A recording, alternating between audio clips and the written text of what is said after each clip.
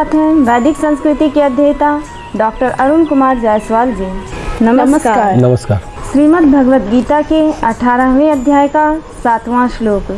नियतस्य तु संन्यासः कर्मणो नोपपद्यते मोहात् तस्य परित्यागस्तामसः परिकीर्तितः।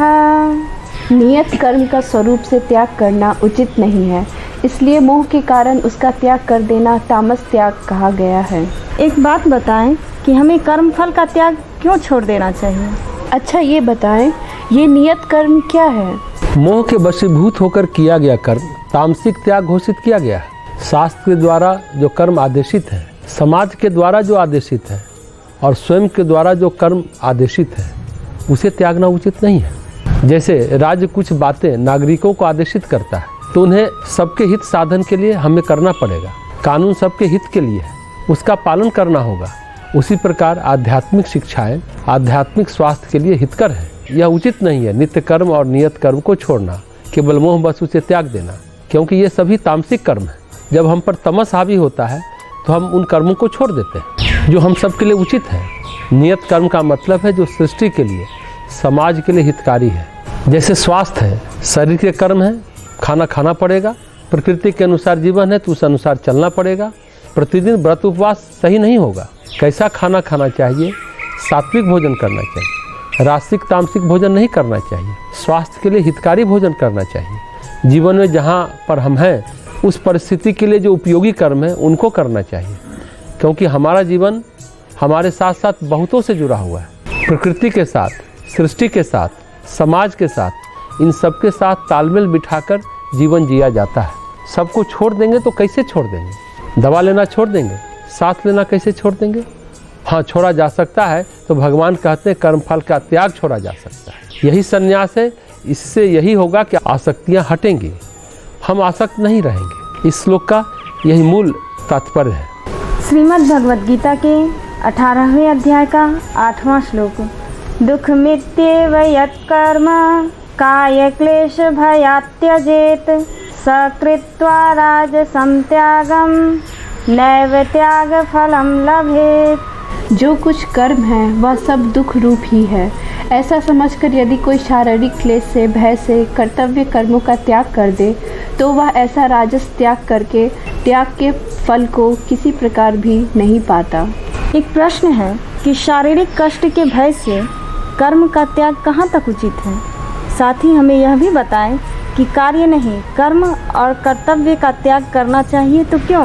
कृपया इसे स्पष्ट करें। मेरा भी एक प्रश्न है, क्या भूख प्यास आदि की इच्छा भी इच्छा है? साथ ही यह भी बताएं इच्छाओं के अंतर्गत कौन सी इच्छा आती है? इस श्लोक में भगवान कहते हैं जो भी कर्म है वह सब दुख रूप ही है। ऐसा समझकर त्याग सही नहीं है। यह कार्य बहुत कष्टप्रद है, इसलिए इसे छोड़ देता हूँ। जब भय के कारण कार्य को छोड़ देते हैं तो वह त्याग राशि प्रकार का है। शारीरिक रूप से कष्टप्रद है उस भय के कारण कि कर्म शारीरिक रूप से दुखदायी है। इस प्रकार का राशिक त्याग करने से वह व्यक्ति कभी त्याग के फल को प्राप्त नहीं कर पाएगा। भगवान कहते हैं कार्य करना चाहिए, जो भी परिस्थिति के अनुसार, प्रकृति के अनुसार, नित्य कर्म के अनुसार, नित्य धर्म के अनुसार जो कार्य मिले उन कार्यों का त्याग नहीं करना चाहिए। त्याग करना चाहिए तो कर्म फल का, क्योंकि जब तक शरीर है तब तक कर्म है, इसलिए जब तक शरीर है तब तक कर्म करना चाहिए। श्रीनिवास अयंगर अंग्रेजी साहित्य के बहुत बड़े विद्वान हुए हैं, ख्याति प्राप्त व्यक्ति हैं। श्री अरविंद की जीवनी उन्होंने लिखी है।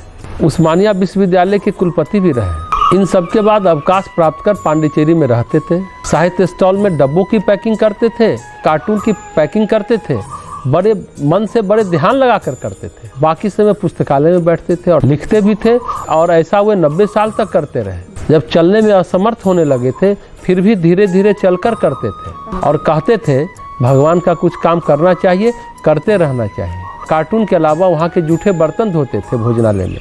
कोई नहीं सोच सकता था इतना महान साहित्यकार, इतना बड़ा आदमी, वाइस चांसलर स्तर का आदमी जूठे बर्तन धो रहा है। कहते थे भगवान कृष्ण ने भक्तों के जूठे बर्तन धोए थे, यहाँ आदमी कितने मन से आता है श्री अरविंद की समाधि का दर्शन करने। भक्त के जूठे बर्तन धोने से कुछ अच्छा ही होगा। कहने का मतलब है कि शरीर को कष्ट मिलेगा। अमुक कार्य से इस बात की चिंता नहीं करनी चाहिए। कार्य श्रेष्ठ है, उससे लोकहित है तो जरूर करना चाहिए। कार्य कष्ट से या किसी भय के कारण कर्म और कर्तव्य का त्याग नहीं करना चाहिए। हाँ, कर्म और कर्तव्य के फल का त्याग जरूर करना चाहिए। मिले तो ठीक, नहीं मिले तो और ज़्यादा ठीक। प्रकृति में बीज बोया, मिलेगा नहीं मिलेगा, ऐसी सोच हमें विकसित करनी चाहिए।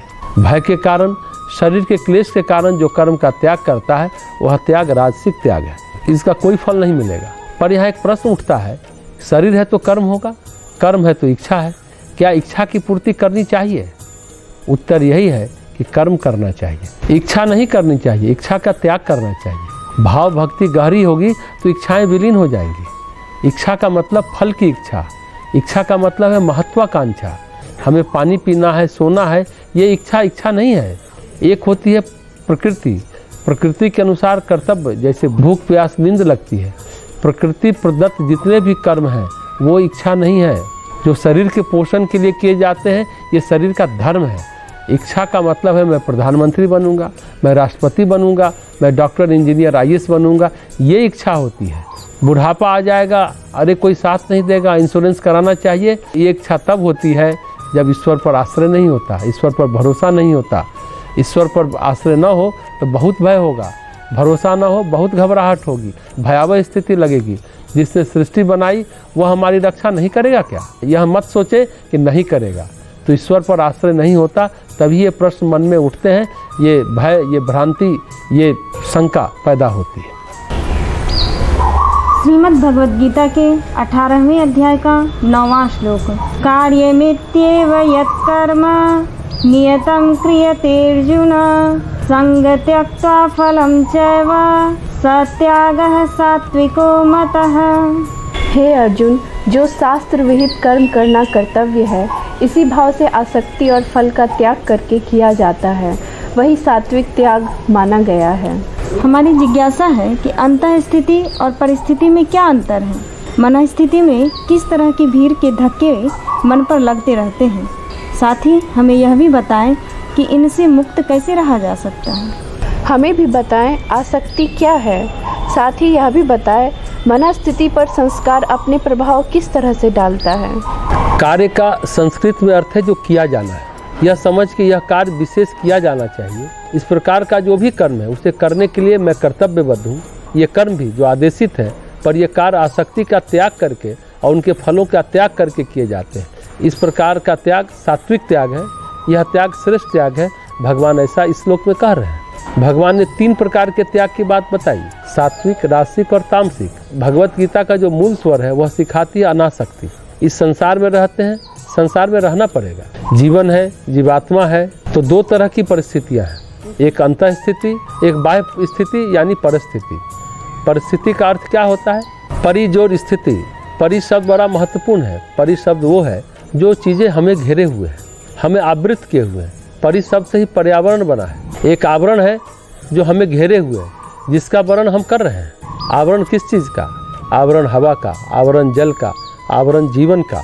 जो आवरण घेरे हुए है वह पर्यावरण है। इसी तरह जो स्थितियां हमको घेरे हुए हैं उसको कहते हैं परिस्थिति। एक मन स्थिति जो हमें घेरे हुए है, एक अंतः स्थिति जो हमें घेरे हुए है। अगर हम भीड़ से घिर जाए तो भीड़ का भी धक्का लगना ही लगना है। ये बड़ी गंभीर बात है, सोचने की बात है। कैसे भी चले, कितनी भी सावधानी बरतें, भीड़ बीच बीच में धक्का मार ही देगी। जो चीज़ हमें घेरे हुए है वो चाहे आंतरिक हो या बाहरी हो, ये हमें धक्का मारती रहेगी। यानी जीवन हमें मिला है तो धक्के लगेंगे, इससे हम बच नहीं सकते। तो जो चित्त के कर्म और संस्कार संजोए हैं, वो कर्म और संस्कार की जो भीड़ है अंदर, उसके धक्के लगेंगे। संस्कार उदय होगा तो धक्का देगा। इन धक्कों के बीच में हमें रहना है, इससे हम भाग नहीं सकते। अब प्रश्न है कैसे हम मुक्त रह सकते हैं? एक ही उत्तर है, अनासक्ति यानी आसक्ति का त्याग।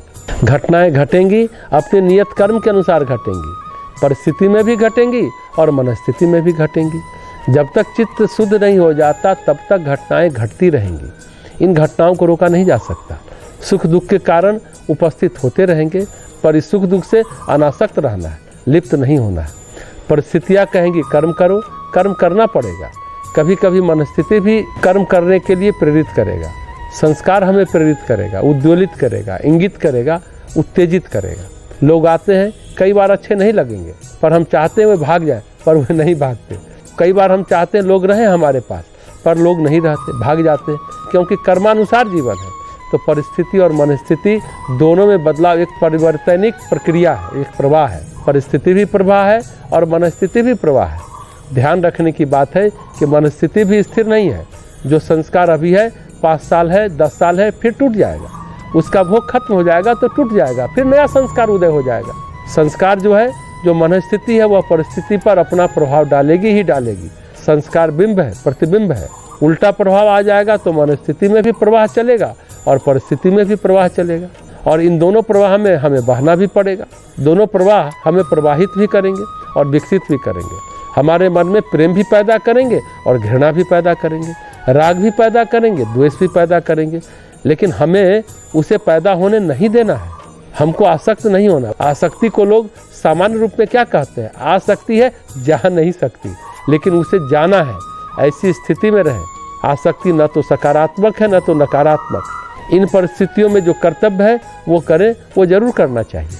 तुलसी या संसार में भांति भांति के लोग, सब सौ हिलमिल जानिए न ही नाव संजोग। हिलमिल कर चलना पड़ेगा, कोई झगड़ा झंझट नहीं। उलझेंगे तो कहीं नहीं बढ़ पाएंगे, अटके रहेंगे। राग बढ़ेगा तो अटकेंगे, द्वेष बढ़ेगा तो अटकेंगे। बैर पाल लेंगे तो अटकेंगे, मोह पाल लेंगे तो अटकेंगे ही।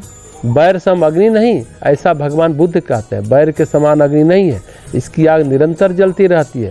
राग भी जलाता है और द्वेष भी जलाता है, ईर्ष्या भी जलाती है। इससे बचने का उपाय है मन भगवान को अर्पित करें, बस एकमात्र उपाय। दूसरा, चौथा, पांचवा, छठा कोई और उपाय नहीं है। और भगवान के लिए कर्म करें, अच्छा कर्म करें। जो परिस्थिति बने तो हम सोचे कि इससे अच्छा से अच्छा क्या हो सकता है। उस मनस्थिति में सोचे कि संस्कार प्रभावी हो रहा है, बलात् खींच रहा है, तो प्रभु से प्रार्थना करें। प्रार्थनाएं हमें मनस्थिति से भी मुक्त करेंगी और उसके प्रभाव को हल्का करेंगी, और परिस्थिति से भी मुक्त करेंगी और उसके प्रभाव को भी हल्का करेंगी। भगवान की भक्ति अनासक्ति को संभव कर देती है। बहुत सारे सिद्धांत हैं, ये करो वो करो, पर यह बड़ा सरल भाव है, भक्ति का भाव। भक्ति अगर प्रगाढ़ होगी, संसार के प्रति आसक्ति घट जाएगी। अगर नहीं है तो संसार की घटनाएं उद्वेलित करेंगी, उत्तेजित करेंगी। हमें भूख लगती है तो खाना ही पड़ेगा। अब अच्छा मिला, कम अच्छा मिला, खाने में नमक कम मिला तो आदमी हल्ला मचाने लगता है। तो संसार की स्थिति तो एक से एक भयानक है। जो नमक से उत्तेजित उद्वेलित होता है, रोटी का टुकड़ा जल गया, कच्चा रह गया तो परेशान हो जाता है, तो वैसे व्यक्ति का क्या होगा मालूम नहीं क्या होगा। ये त्याग जो है ना, संसार में आसक्त न होना, किसी फल की इच्छा न करना, बस कर्म करते रहना, यह सात्विक त्याग है। श्रीमद् भगवद गीता के 18वें अध्याय का 10वां श्लोक, न द्वेष्ट्य कुशलम कर्म कुशलेनानुसज्जते त्यागी सत्व समाविष्टो मेधावी छिन्न संशयः। जो मनुष्य अकुशल कर्म से तो द्वेष नहीं करता और कुशल कर्म में आसक्त नहीं होता, वह शुद्ध सत्वगुण से युक्त पुरुष, संशय रहित, बुद्धिमान और सच्चा त्यागी है। एक बात बताएं कि मेधा क्या है और यह ऊर्जा शक्ति कब बनती है? हमें भी बताएं, मेधा की प्रशंसा हर जगह क्यों की गई है? जिनके संशय छीन हो चुके हैं, जो अप्रिय कार्य से घृणा नहीं करता और न ही किसी प्रिय कर्म के प्रति आसक्ति रखता है, वह कार्य करने वाला मेधावी, तीव्र बुद्धि वाला है। अप्रिय कार्य से विचलित नहीं होता और प्रिय कर्म में भी आसक्त नहीं होता। अप्रिय कार्य से भयभीत नहीं होता, प्रिय कार्य के प्रति आकर्षित नहीं होता, वह त्यागी है और सत्व में समाविष्ट है, सत्व में स्थित है। ऐसे व्यक्ति का संपूर्ण मन सत्व में डूबा हुआ है। उस व्यक्ति के पास ऐसी बुद्धि है जिसे मेधा कहा जाता है। संस्कृत मेधा एक महान शब्द है और योग दर्शन के अनुसार श्रेष्ठ प्रकार की बुद्धि, ऊर्जा जो परिष्कृत और अधिक परिष्कृत है, अंत में मेधा बन जाती है। हमारी मानसिक ऊर्जा केवल साधारण ऊर्जा हो सकती है, लेकिन वह परिष्कृत और अधिक परिष्कृत की जा सकती है जब तक कि वह मेधा ऊर्जा शक्ति न बन जाए। मेधावी का क्या अर्थ है? वह जिसके पास मेधा है वह मेधावी है। शंकराचार्य इस मेधावी की सुंदर परिभाषा देते हैं, मेधयाम आत्मज्ञान लक्षणयाम। वह मेधा या बुद्धिमत्ता जिसकी प्रवृत्ति आत्मज्ञान या स्व के ज्ञान के लिए है। प्रज्ञा संयुक्ता, उस प्रकार की बुद्धि से संयुक्त कर्म। वह मेधा या बुद्धि जिसने आत्मा का स्पर्श किया, उसमें जो बुद्धि आती है वह मेधावी कहलाता है। वेदों की अनेक घोषणाओं में इस प्रकार की मेधा शक्ति की बहुत प्रशंसा है। यहाँ एक प्रार्थना मिलती है, मुझे मेधा प्रदान करो। तैत्तिरीय उपनिषद में भी मेधा की प्रशंसा है, मुझे मेधा प्रदान करो। केवल बौद्धिकता नहीं, अपितु कुछ प्रकाशमान, कुछ उच्चतर ऊर्जा। इस प्रकार की परिष्कृत ऊर्जा जहाँ उच्चतम शुद्धिकरण है, मेधा बनती है। हमारे पूर्वज जानते थे कि हमारे अंदर जो मानसिक ऊर्जा है उसे परिष्कृत किया जा सकता है, उसे शुद्ध किया जा सकता है और श्रेष्ठतर से श्रेष्ठतम किया जा सकता है। अगर कोई दुष्ट आताताई है, उस व्यक्ति को क्या हो गया? उस व्यक्ति की मानसिक ऊर्जा दुष्ट प्रकार की बन गई है, इसलिए वह व्यक्ति इस प्रकार का व्यवहार कर रहा है। वही व्यक्ति शालीन अथवा विनम्र हो सकता है अगर वह मानसिक ऊर्जा को शुद्ध करता चले, परिष्कृत करता चले। वही शुद्धिकरण जब अपने उच्चतम स्तर पर पहुंच जाता है तो वह हमें मेधा शक्ति प्रदान करता है। मानव तंत्र के अंतर्गत आत्मा का स्पर्श उस ऊर्जा में आ गया है। सभ्यता, संस्कृति का, आध्यात्मिकता का विकास ऐसे ही हुआ। किसी समय हम फूहर प्रकार के आदिवासी थे, आज हम अपने को सभ्य सुसंस्कृत मानते हैं। लेकिन अभी यह सुसंस्कारिता और आनी बाकी है। अभी हमें कितने कदम और आगे जाने हैं।